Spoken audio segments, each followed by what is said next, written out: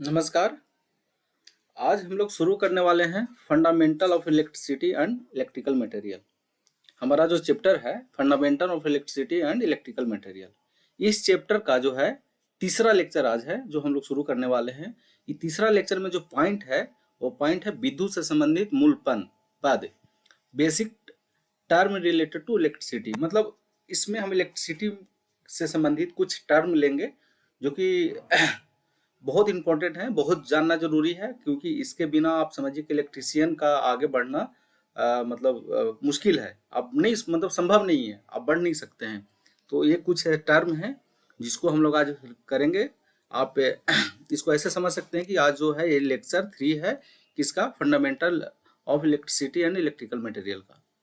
तो अगर आप एक और दो वीडियो आपने मतलब लेक्चर नहीं देखे हैं तो आप काइंडली देख सकते हैं। उसमें भी बहुत सारा चीज कंसेप्ट जो है क्लियर किया गया है। उसमें ऑब्जेक्टिव भी है, तो ऑब्जेक्टिव को भी देख सकते हैं। ठीक है, तो चलिए आज हम शुरू करते हैं लेक्चर 3, विद्युत से संबंधित मूल पद। मैं आपको बता देना चाहता हूं कि ये वीडियो जो है आपको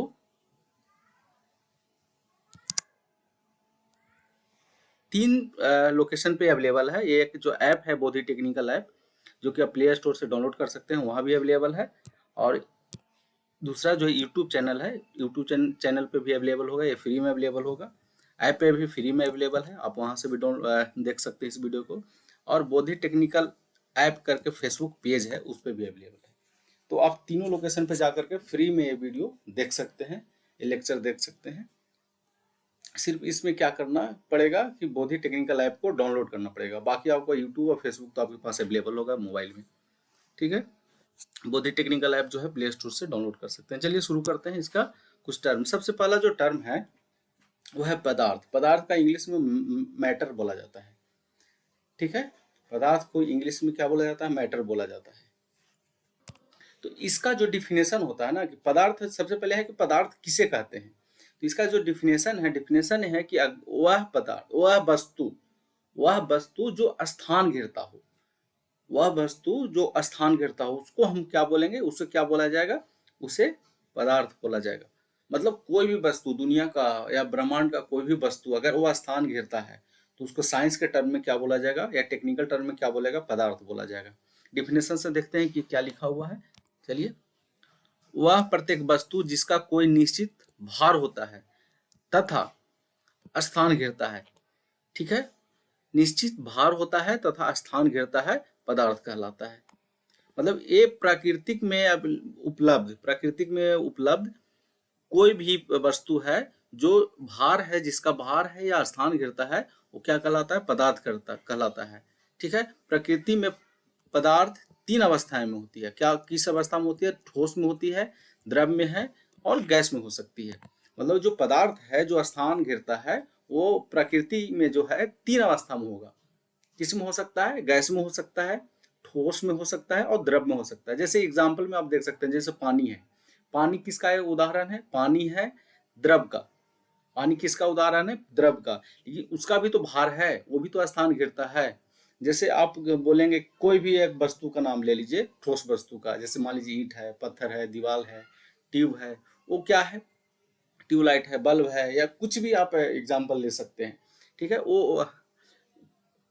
वो भी क्या कर रहा है, ये भी जो है वो भी स्थान घेर रहा है, उसका भी निश्चित भार है।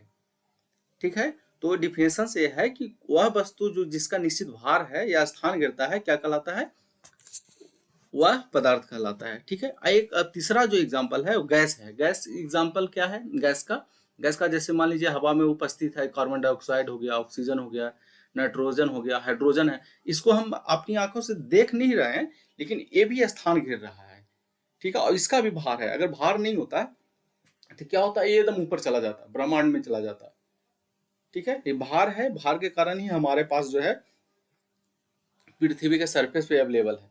अगर अवेलेबल नहीं होता तो ये दूर चला जाता हमसे। तो इसका भी भार है। भले ही हम आंख से इसको देख नहीं रहे, फील तो कर रहे हैं। जब तेज हवा चलता है तो फील तो करते हैं कि हवा चल रहा था। हवा क्या हो गया, वो गैस फॉर्म हो गया।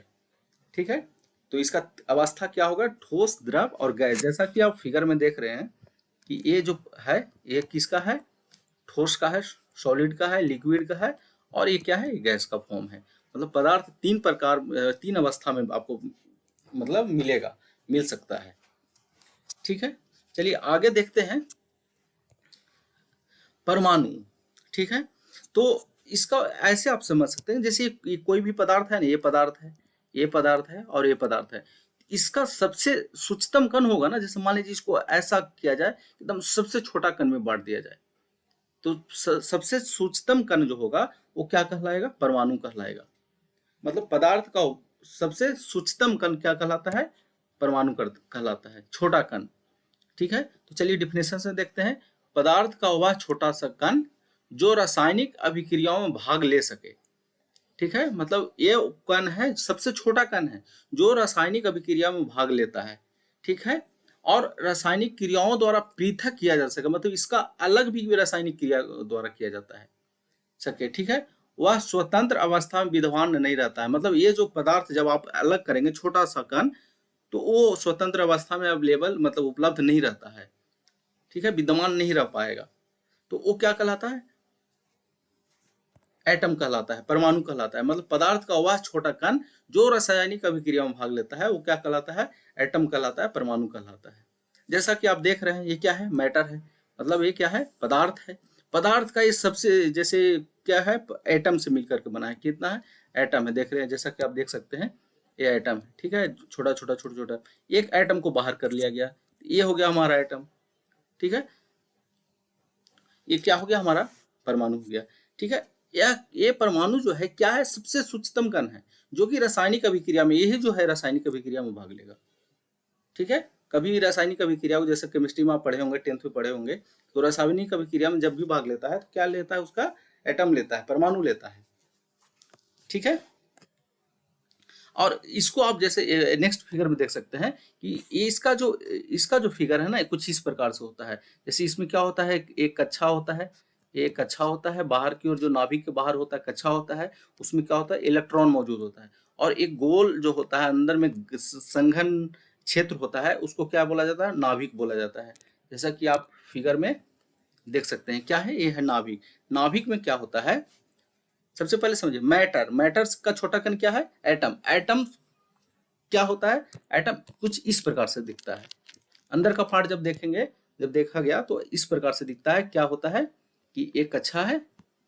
ठीक है, कक्षा में क्या होता है? इलेक्ट्रॉन, जो बाहर में ग्रीन दिख रहा है ये इलेक्ट्रॉन है, और अंदर में जो है ये हमारा न्यूट्रॉन है, और क्या है? प्रोटॉन है। मतलब एक नाभिक है, नाभिक के अंदर में क्या है? न्यूट्रॉन है, प्रोटॉन है। ठीक है, तो ये हो गया परमाणु। ठीक है, अब चलते हैं नेक्स्ट टर्म, समझते हैं कि नेक्स्ट टर्म में क्या है। ठीक है, अब समझते हैं अणु। अणु और परमाणु में बेसिकली जो डिफरेंस है ना, बेसिकली ये डिफरेंस है कि जैसे मान लीजिए कोई ये पदार्थ है, ये जैसे पदार्थ है, तो इसका सूक्ष्मतम कण जैसे मान लीजिए ये लोहा है। ठीक है, क्या है? इसको लोहा ऐसे लिखे, ये लोहा है, तो इसको छोटा कण करना है, लेकिन इतना छोटा करना है, इतना ही छोटा करना है ताकि इसमें लोहा का गुण अवेलेबल हो। क्या हो? इसमें जो छोटा किया गया इसमें क्या हो? लोहा का गुण अवेलेबल हो। सबसे छोटा कण ये भी है, लेकिन इसमें लोहा का गुण अवेलेबल है। मतलब लोहा अगर छोटा छोटा से छोटा कण बनाया गया तो उसमें लोहा का गुण अवेलेबल रहेगा, मतलब पदार्थ का गुण अवेलेबल रहता है। लेकिन एटम में ऐसा नहीं रहता। एटम में जब छोटा आप कर देंगे तो उसमें उसका पदार्थ का गुण अवेलेबल नहीं रहता है, गुण नहीं रहता उसमें। ठीक है, लेकिन जो अणु होता है ना, अणु में क्या होता है? उस पदार्थ का गुण में मौजूद होता है। ठीक है, मतलब जो एटम हुआ ना, ये अणु से भी छोटा पार्ट हो गया। ठीक है, एटम जो है अणु का भी छोटा पार्ट है। दोनों में बेसिकली अंतर यही है कि इसमें जो है पदार्थ का गुण अवेलेबल नहीं है। मान लो लोहा का था तो लोहा का गुण अवेलेबल नहीं होगा, लेकिन इसमें जो है लोहा का गुण अवेलेबल रहेगा छोटा कण में। किसमें? अणु में, अणु में। ठीक है, तो अब डिफिनेशन से समझते हैं इसमें। अणु तत्व या यौगिक का सूक्ष्मतम कण जो स्वतंत्र रूप से अवस्थित रह सकता है। ठीक है, तथा रासायनिक अभिक्रिया नहीं सॉरी यौगिक के सभी गुण धर्मों को प्रदर्शित करता है। यौगिक मतलब तत्व जो है, या लोहा है या कोई पदार्थ है, उसका क्या करता है? सभी गुण धर्म इसमें अवेलेबल होगा। सभी गुण धर्म अवेलेबल होगा, मतलब इसमें जो उपलब्ध होगा सभी गुण, मतलब जैसा लोहा था उसका सबसे सूक्ष्मतम कण होगा, उसमें वही गुण होगा। लेकिन पदार्थ में ऐसा होता नहीं, पदार्थ में क्या होता है ना, वो गुण अवेलेबल नहीं होता है, लेकिन अणु में वो गुण अवेलेबल रहता है, उपलब्ध रहता है। ठीक है, चलिए अब नेक्स्ट देखते हैं, थोड़ा सा इसका हम डिफिनेशन और देख लेते हैं कि इसका में अंतर क्या है और सिमिलरिटी क्या है, ये हम दोनों देखेंगे, मतलब और सब डिटेल से हम समझने का कोशिश करेंगे, परमाणु और अणु को और डिटेल से समझने की कोशिश करेंगे। ठीक है, चलिए परमाणु, सॉरी, परमाणु तटस्थ कण होते हैं जिसमें प्रोटॉन, इलेक्ट्रॉन और न्यूट्रॉन उपस्थित होते हैं। ठीक है, परमाणु को और तोड़ा नहीं जा सकता, क्या है, परमाणु को तोड़ा नहीं जा सकता, परमाणु सबसे सूक्ष्मतम कण है, लेकिन अणु उससे उतना ही बड़ा भी हो सकता है, लेकिन उससे बड़ा भी हो सकता है। ठीक है, और अणु में जो है ना वो गुण अवेलेबल रहेगा, किसका, जिस पदार्थ से आप उसको तोड़े हैं, छोटा किए हैं। ठीक है, अणु एक ही तत्व के परमाणुओं का संयोजन है। ठीक है, एक ही तत्व के परमाणुओं का संयोजन हो सकता है, 2 हो, 4 हो, 8 हो, मतलब एक से अधिक है, 2 या 2 से अधिक है। ठीक है, अणुओं में परमाणु की विभिन्न प्रकार की कमजोर या मजबूत शक्तियां उपलब्ध होती है। जैसा कि आप फिगर में देख रहे हैं कि जैसे ये अणु है ना, तो ये परमाणु है और ये परमाणु है, इसको क्या होता है, ये एक दूसरे से बॉन्ड में बंधा रहता है, इसमें रहता है बॉन्ड से बंधा रहता है। ठीक है, जो कि बॉन्ड कमजोर भी हो सकता है, बॉन्ड क्या है, कमजोर भी हो सकता है, मजबूत भी हो सकता है। ठीक है, अणुओं को तोड़ा जा सकता है, अणुओं को क्या किया जा सकता है, तोड़ा जा सकता है, मतलब अणु को तोड़ सकते हैं आप, जब अणु को भी तोड़ देंगे तो क्या हो जाएगा, वो परमाणु बन जाएगा। ठीक है,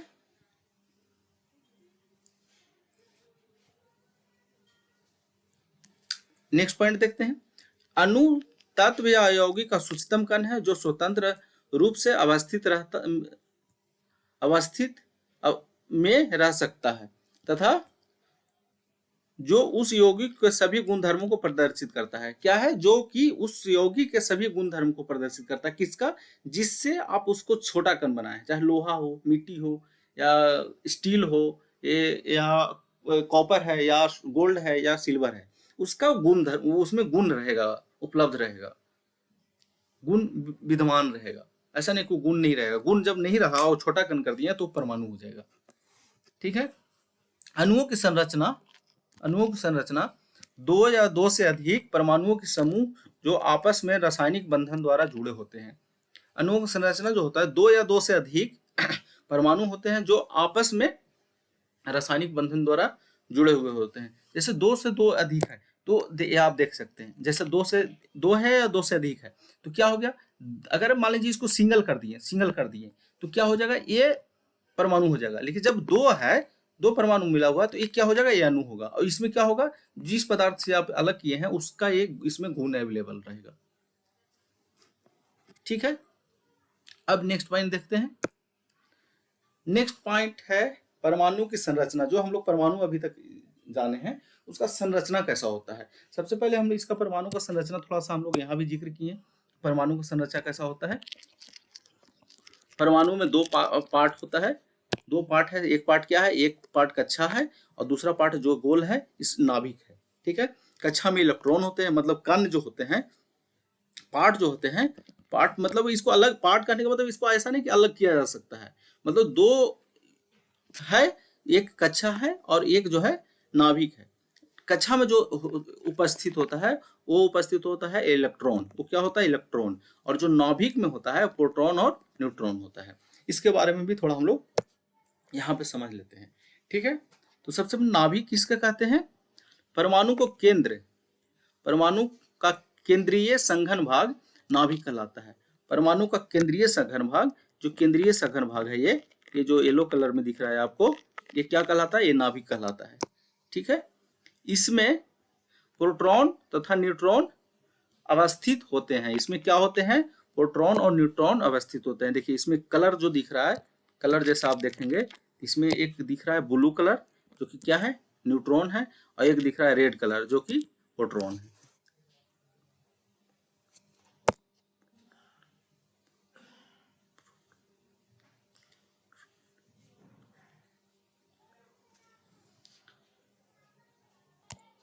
ओके, चलिए अगला फिगर से भी समझते हैं। ये क्या है, देखिए कक्षा दिख रहा है, ये कक्षा दिख रहा है, ये कक्षा है, इसमें क्या है, इलेक्ट्रॉन है, इसमें क्या है, और नाभिक में क्या है, नाभिक में यहाँ देखिए प्रोटॉन है और न्यूट्रॉन है, प्रोटॉन है और न्यूट्रॉन है। तो आप समझ सकते हैं कि जो परमाणु होते हैं उसमें मूलतः 3 कण होते हैं। एक होते हैं इलेक्ट्रॉन होते हैं, प्रोटॉन होते हैं और न्यूट्रॉन होते हैं। ठीक है, 3 कण है। और सबसे जो केंद्र होता है इसका, केंद्र को क्या बोला जाता है, नाभिक। इलेक्ट्रॉन कहाँ होता है, ये बहुत सवाल पूछा जाता है, ध्यान रखिएगा। इलेक्ट्रॉन जो होता है वो होता है कक्षा में। कहाँ होता है, इसका कक्षा में। ठीक है, और ये जो होते हैं केंद्र में होते हैं। किस में होते हैं, केंद्र में। और केंद्र को क्या बोला जाता है, नाभिक बोला जाता है। केंद्र को क्या बोला जाता है, परमाणु का केंद्र को क्या बोला जाता है, नाभिक बोला जाता है। ये थोड़ा सा ध्यान रखिएगा, ऑब्जेक्टिव में बहुत पूछा जा सकता है और पूछा जाता है। आप इसको फिगर से आप समझ सकते हैं। फिगर में भी जो दिख रहा है थोड़ा 3D फिगर है, तो थोड़ा देखने में भी आपको क्लियर लग रहा हो। ये जो है इलेक्ट्रॉन है, इलेक्ट्रॉन है, इलेक्ट्रॉन है, ठीक है।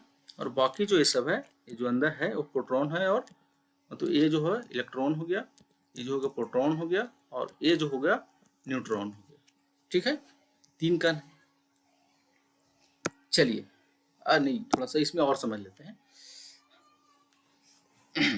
इसमें जो प्रोटॉन होते हैं, प्रोटॉन जो प्रोटॉन होते हैं उस पे जो होता है आवेश होता है। ठीक है, आवेश होता है। ठीक है, वो आवेश जो होता है वो होता है प्लस चार्ज। वो क्या होता है, वो होता है प्लस चार्ज। प्लस चार्ज होता है। कितना प्लस चार्ज होता है, 1.6 गुने 10 टू द पावर -19 कूलाम होता है। क्योंकि आवेश का मात्रक क्या होता है, कूलाम होता है। ठीक है, मतलब प्रोटॉन पे जो होता है प्लस चार्ज होता है, और कितना होता है 1.6 गुने 10 टू द पावर -19 कूलाम। ठीक है, और जो इलेक्ट्रॉन होता है, ये प्रोटॉन हो गया, इलेक्ट्रॉन हो गया। इलेक्ट्रॉन पे क्या होता है, माइनस चार्ज होता है, और कितना होता है 1.6 गुने 10 टू द पावर -19 कूलाम। 1.6 गुने 10 टू द पावर -19 कूलाम। इस पे क्या, दोनों में डिफरेंस सिर्फ है कि इस पे प्लस चार्ज है, क्या है, इस पे प्लस चार्ज है, और इस पे माइनस चार्ज है। इस पे क्या है, माइनस चार्ज है, इस पे क्या है, प्लस चार्ज है। इसमें क्या होता है, इसमें कोई चार्ज नहीं होता है। ये भी नाभिक में तो होते हैं, लेकिन ये आवेशहीन होते हैं। ये क्या होते हैं, आवेशहीन होते हैं। इसमें कोई आवेश नहीं होता है। आवेश सिर्फ किस पे होता है, एक होता है प्रोटॉन पे जो कि प्लस होता है, और जो इलेक्ट्रॉन होता है उस पे माइनस होता है। कितना होता है आप देख सकते हैं, इसको आप नोट कर सकते हैं। ठीक है, अब इसका बात कर लेते हैं भार का। भार भी तो होता है ना इसका। तो भार जो होता है, ये आप इसको नोट कर सकते हैं। प्रोटॉन का भार जो होता है 1.6 गुने 10 टू द पावर -24 ग्राम होता है। ठीक है, और इस पे जो होता है इलेक्ट्रॉन पे होता है 9.02 गुने 10 टू द पावर -28 ग्राम होता है। इसको आप नोट कर सकते हैं। इसको ये ऑब्जेक्टिव में काफी पूछा जाता है सब। ठीक है, ये हो गया, ये हो गया, ये हो गया, और ये हो गया। अब हम बात करते हैं इसका न्यूट्रॉन का भार की बात। तो न्यूट्रॉन का भार जो होता है ना, प्रोटॉन के भार के बराबर होता है। इतना ही भार जो क्या होता है, बराबर होता है। इसमें समझिएगा, आप देखिए इसको ऐसे समझने की कोशिश करिए थोड़ा सा। ठीक है, ये हो गया प्रोटॉन, न्यूट्रॉन और इलेक्ट्रॉन।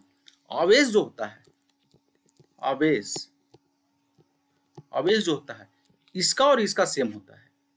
ठीक है, इसका और इसका सेम होता है, और जो भार होता है इसका सेम होता है, भार होता है। लेकिन थोड़ा सा डिफरेंस ये है, इस पे प्लस चार्ज होता है और इस पे माइनस चार्ज होता है। मतलब इस पे प्लस चार्ज होता है और इस पे माइनस चार्ज होता है। ठीक है, इस पे प्लस चार्ज होता है और इस पे माइनस चार्ज होता है। भार जो होता है इस दोनों का सेम होता है, और जो आवेश होता है ये दोनों का सेम होता है। ठीक है, तो आप इसको ऐसे कर सकते हैं, थोड़ा सा कलर से भी दिखा सकते हैं। जो भार है इसका सेम है, भार जो है इसका सेम है। ठीक है, और जो आवेश है वो इसका सेम है।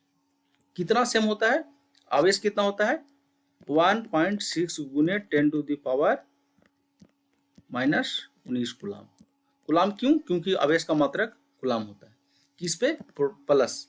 और जब इलेक्ट्रॉन पे आप लिखेंगे तो 1.6 गुने 10⁻⁻⁻⁰ कूलम। ठीक है, ये माइनस में है और ये प्लस में है। ठीक है, बस इतना इसको ध्यान में रखना है, ये ऑब्जेक्टिव की दृष्टि से। एटम का स्ट्रक्चर कुछ इस प्रकार से दिखता है। नाभिक में क्या होता है, प्रोटॉन होता है और न्यूट्रॉन होता है, और कक्षा में क्या होता है, इलेक्ट्रॉन होता है। ठीक है, कुछ इस प्रकार से भी देख सकते हैं। चलिए आगे बढ़ते हैं। अब परमाणु क्रमांक, इसमें एक टर्म और है, परमाणु क्रमांक क्या होता है। तो कोई भी तत्व है, कोई भी तत्व, ठीक है, उसमें या कोई भी पदार्थ, उसके जो परमाणु है उसमें मौजूद जो प्रोटॉन की संख्या होता है, प्रोटॉन की संख्या जो होता है उसको क्या कहा जाता है, परमाणु संख्या कहलाता है। वो क्या होता है, परमाणु संख्या या परमाणु क्रमांक, परमाणु संख्या या परमाणु क्रमांक। ठीक है, इसको क्या होता है, जेड द्वारा सूचित किया जाता है। किसके द्वारा, इसको जेड द्वारा सूचित किया जाता है। मतलब जैसे इस मान लीजिए ये पदार्थ है या ये पदार्थ है, इसमें प्रोटॉन की संख्या जितना होगा मान लीजिए 10, 15 या 16, 17, 18, 19, वो क्या हो जाएगा, इसका परमाणु क्रमांक हो जाएगा, मतलब एटॉमिक नंबर हो जाएगा इसका। ठीक है,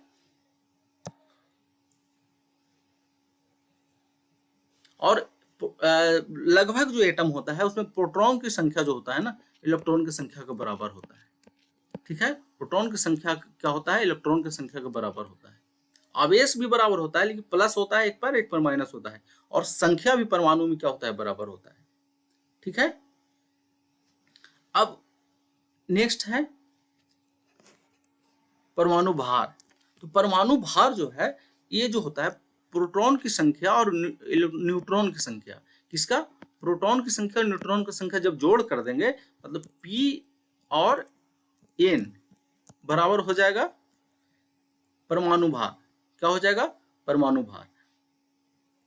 ठीक है, अब इसमें आप E भी जोड़ सकते हैं, मतलब इलेक्ट्रॉन भी जोड़ सकते हैं, लेकिन इसको इसलिए नहीं जोड़ा जाता है क्योंकि इसका जो भार है ना, इसका भार है, ये आप देख सकते हैं, इसका भार जो है काफी कम होता है, काफी कम होता है। प्रोटॉन और न्यूट्रॉन के भार के लगभग 1/1836वां भाग होता है। इसलिए क्या किया जाता है, इसका भार को इग्नोर कर दिया जाता है, निगलेक्ट कर दिया जाता है। तो इसको लिखा जाता है कि P+N होता है। क्या होता है, परमाणु भार बराबर क्या होता है, परमाणु भार बराबर होता है P+N, तो प्रोटॉन की संख्या प्लस न्यूट्रॉन की संख्या। इलेक्ट्रॉन की संख्या भी प्लस कर सकते हैं, लेकिन इसका क्या होता है, निग्लिजिबल वैल्यू हो जाता है, इतना कम होता है कि निग्लिजिबल हो गया, तो उसको हटा दिया जाता है। ठीक है, इसलिए किसी परमाणु का परमाणु द्रव्यमान परमाणु के नाभिक में प्रोटॉन और न्यूट्रॉन की कुल संख्या के बराबर होती है। ठीक है, इलेक्ट्रॉन का द्रव्यमान प्रोटॉन के द्रव्यमान के इतना होता है। ठीक है, इसलिए क्या होता है, किसी भी परमाणु में परमाणु द्रव्यमान परमाणु के नाभिक में उपस्थित प्रोटॉन और न्यूट्रॉन की संख्या के बराबर होता है, कुल संख्या के बराबर होता है। ठीक है, अब हम समझते हैं कुछ इस प्रकार से सिंबल, क्योंकि ये सब नहीं समझेंगे तो आगे जाके भी दिक्कत होता है। ठीक है, इस सब का इस्तेमाल है। ये जैसे मान लीजिए ये कार्बन है, ठीक है, ये कार्बन है, क्या है, सी क्या होता है, कार्बन का सिंबल क्या है, सी है। ऑक्सीजन का सिंबल क्या होता है, ओ होता है। नाइट्रोजन का एन होता है, हाइड्रोजन का एच होता है। ये आपको कम से कम 1 से लेकर के 20 तक जो है याद करना चाहिए। ठीक है, तो इसका जो परमाणु संख्या होता है ना, ये क्या होता है, 6 होता है। और इसका जो मास होता है, एटॉमिक मास जो होता है, वो कितना होता है, 12 होता है। अब हम इसको यहाँ पे क्यों लिखें और इसको यहाँ पे क्यों लिखें, इसका एक स्टैंडर्ड फॉर्म बनाया गया कि अगर कोई ऊपर में लिखा हुआ है तो वो क्या होगा, वो होगा P+N। वो क्या होगा, P+N, अगर ऊपर में लिखा हुआ है। और ये जो अगर इस यहाँ लिखा हुआ है, ठीक है, ये अगर यहाँ लिखा हुआ है तो ये होगा उसमें उपस्थित इलेक्ट्रॉन या प्रोटॉन की संख्या। ठीक है, ये जो लिखा है उसी को तो जेड बोला जाता है ना। जेड मतलब किसको बोला जाता है, परमाणु संख्या को बोला जाता है। तो ये हो गया परमाणु संख्या, मतलब ये हो गया परमाणु संख्या, और ये हो गया हमारा एटॉमिक संख्या, सॉरी एटॉमिक मास नंबर। ठीक है, जिसको क्या सूचित किया जाता है, ए से सूचित किया जाता है, और इसको जेड से सूचित किया जाता है। ये हो गया परमाणु संख्या और ये हो गया एटॉमिक मास। एटॉमिक मास बराबर क्या होता है, P+N होता है, और जेड बराबर क्या होता है, E = P होता है। मतलब जेड जो होगा ई मतलब इलेक्ट्रॉन के इक्विवेलेंट होगा और प्रोटॉन के इक्विवेलेंट भी होगा, लेकिन इसको हमेशा जो है ना बॉटम में लिखना होगा। क्यों क्यों क्योंकि एक स्टैंडर्ड फॉर्म है ताकि समझा जा सके, किसी को कंफ्यूजन ना हो कि बॉटम में क्या होगा, नंबर होगा, और टॉप में क्या होगा, मास होगा। अब इसको कंफ्यूजन ये होगा कि अब इसको याद कैसे रखा जाए। तो ऐसे आप समझिए कि जो मास होता है ना, नंबर से ज्यादा होता है, एटॉमिक नंबर से ज्यादा होता है, क्योंकि इसमें इसमें देखिए जेड जो है सिर्फ पी है, ये जब मास है वो पी प्लस एन दोनों है, तो जब ए जो होगा हमेशा ज्यादा होगा, तो ज्यादा जो होगा वो मास होगा, ठीक है, और जो कम होगा जो वो एटॉमिक नंबर होगा। अब इस एक लॉजिक से और याद कर सकते हैं कि जैसे देखिए मान लीजिए आदमी, कोई आदमी है, ठीक है, आदमी है, ठीक है, आदमी का क्या है, ये सर है, तो सबसे ज्यादा भार कहाँ होता है, सर में होता है, मतलब भार जो दिया जाता है ना वो ऊपर दिया जाता है, ठीक है, भार कहाँ होता है, सर में। ये लॉजिक है, ऐसा इससे कुछ संबंध नहीं है, लेकिन ये लॉजिक है याद करने का कि जो जैसे कोई इंसान है, इंसान का जो वजन होता है सर में ज्यादा होता है, ठीक है, तो ये सर जो है, ये सर है, तो ये यानी मास है, मतलब ये भार है, ठीक है, और ये है पैर, ये कम हल्का होता है, ये है एटॉमिक नंबर, ठीक है, इसको इस लॉजिक से भी आप याद कर सकते हैं, ठीक है। इसको चलिए थोड़ा साफ कर लेते हैं। अब देखते हैं नेक्स्ट पॉइंट, उसके बाद देखेंगे ऑब्जेक्टिव इसका।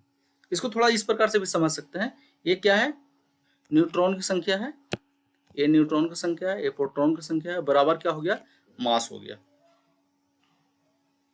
क्या हो गया, न्यूट्रॉन की संख्या प्रोटॉन की संख्या बराबर मास हो गया। और नंबर बार क्या होता है,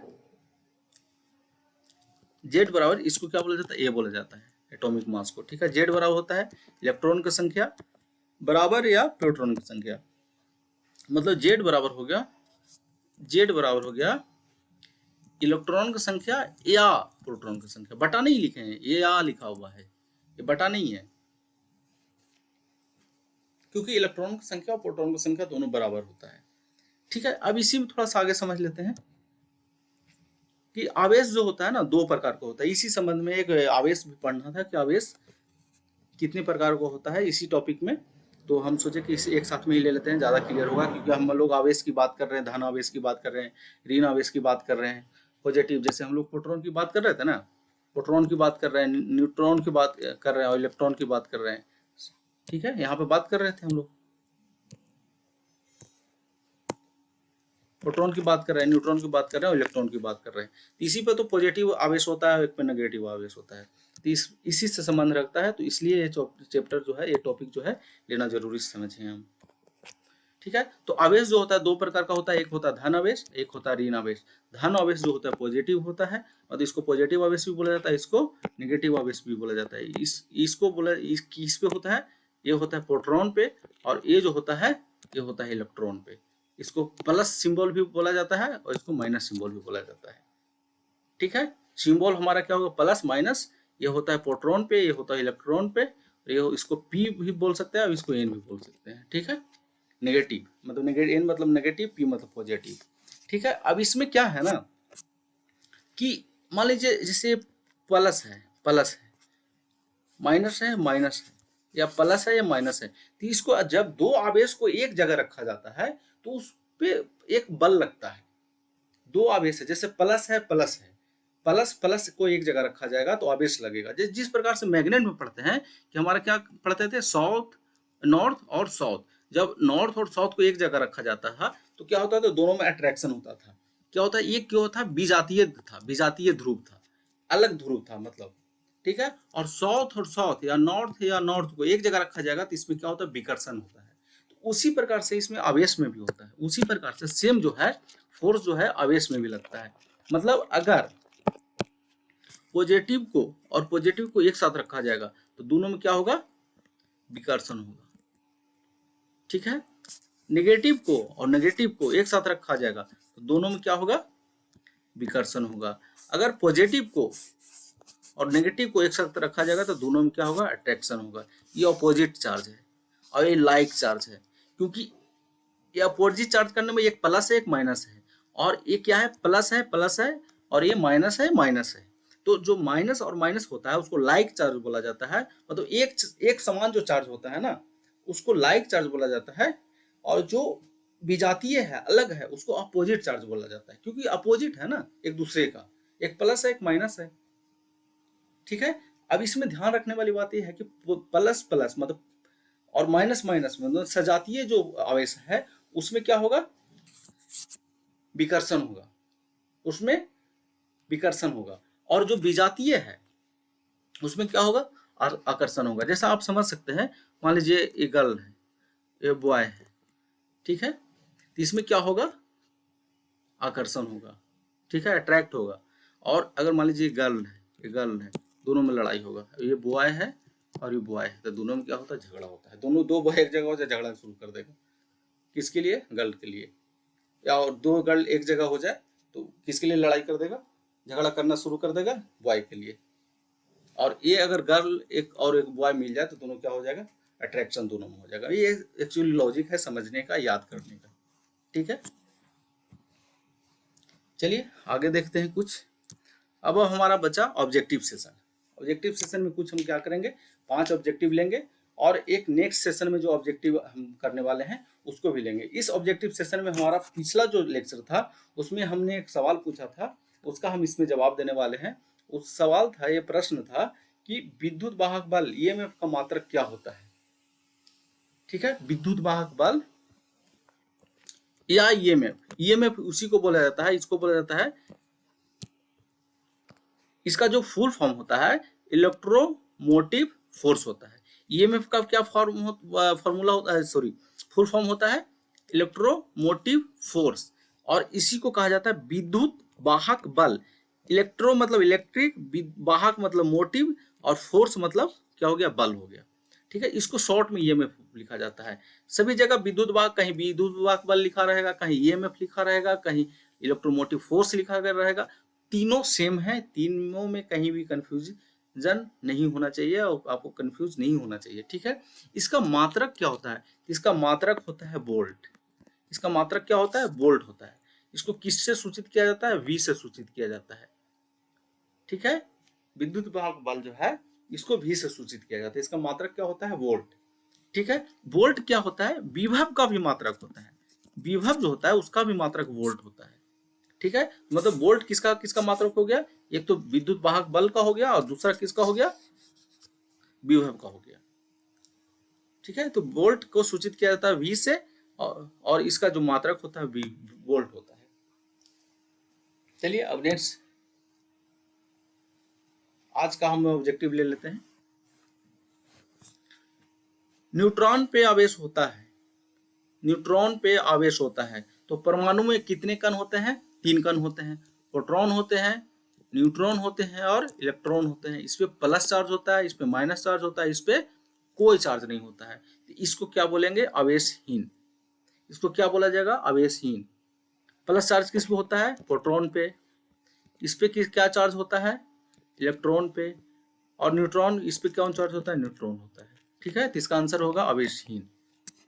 ठीक है, ये कोई चार्ज नहीं होता है, क्योंकि चार्ज तो 2 ही होता है, या तो धन होता है या ऋण होता है, एक या आवेशहीन है।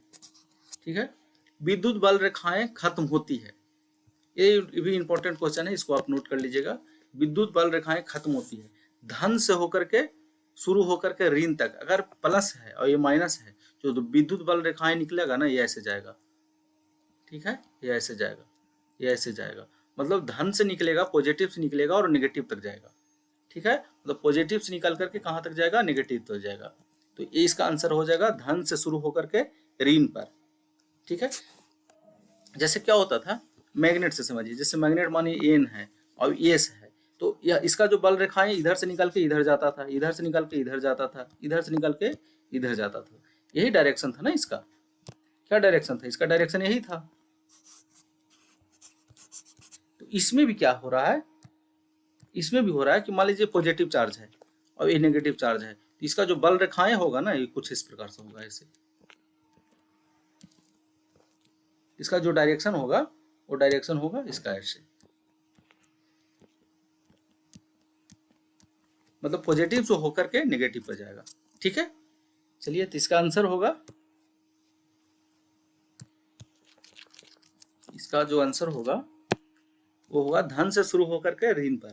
ठीक है, अब नेक्स्ट है विद्युत आवेश की इकाई होता है। विद्युत आवेश की इकाई क्या होता है?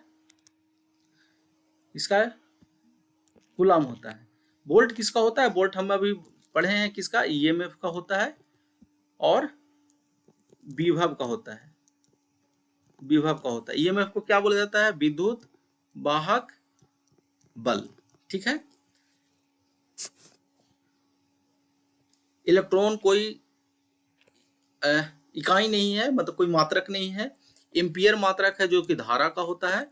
धारा का मात्रक क्या होता है? विद्युत धारा का मात्रक एम्पियर होता है। और कूलाम जो होता है विद्युत आवेश का मात्रक होता है। जैसा हम देखिए यहाँ हम लोगों ने जिक्र किया था, कि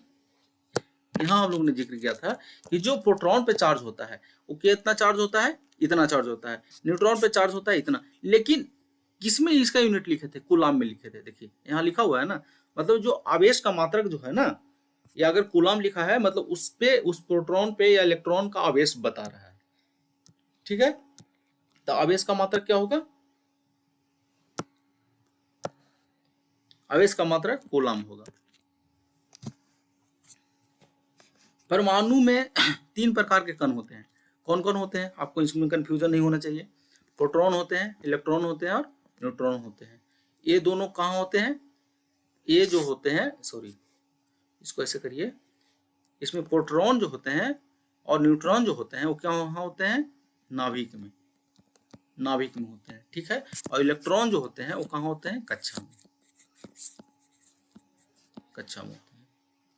ठीक है, चलिए अब नेक्स्ट देखते हैं। 4 हो गया है, 5वां देख लेते हैं। आवेशित परमाणु कहलाता है। ठीक है, आवेशित परमाणु कहलाता है। सबसे पहले समझते हैं कि आवेशित परमाणु होता कैसे है। जैसे मान लीजिए कोई परमाणु है, ठीक है, इसमें इलेक्ट्रॉन की संख्या 5 है। इलेक्ट्रॉन की संख्या 5 है। ठीक है, जब इलेक्ट्रॉन की संख्या 5 है तो नाभिक में प्रोटॉन की संख्या भी कितना होगा? 5 ही होगा। ठीक है, अब न्यूट्रॉन की संख्या ज्यादा या कम हो सकता है क्योंकि इलेक्ट्रॉन बराबर होता है प्रोटॉन। ठीक है, अब मान लीजिए किसी कारण बस एक इलेक्ट्रॉन यहां से हटा दिया जाए, तो देखिए इस पे प्लस चार्ज था कितना? 5, और इस पे माइनस चार्ज था कितना? 5।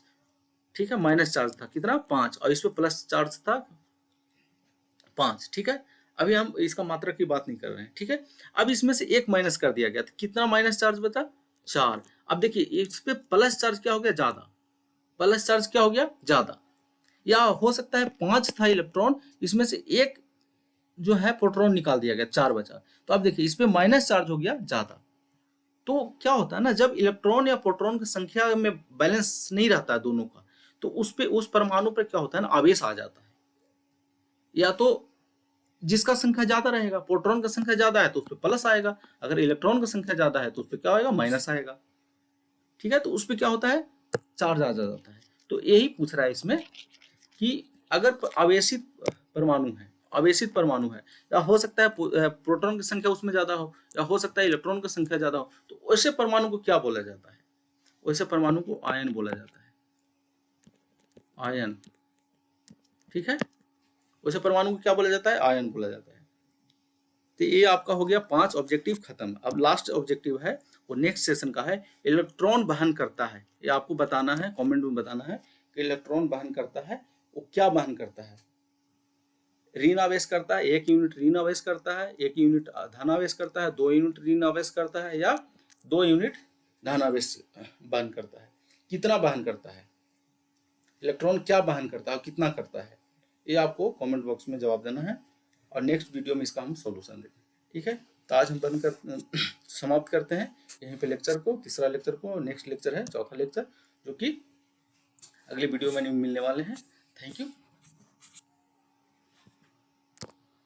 अगर मेरे चैनल पे नए हैं तो सब्सक्राइब कर दीजिए, लाइक कर दीजिए और दोस्तों को शेयर कर दीजिए। चलिए, थैंक यू।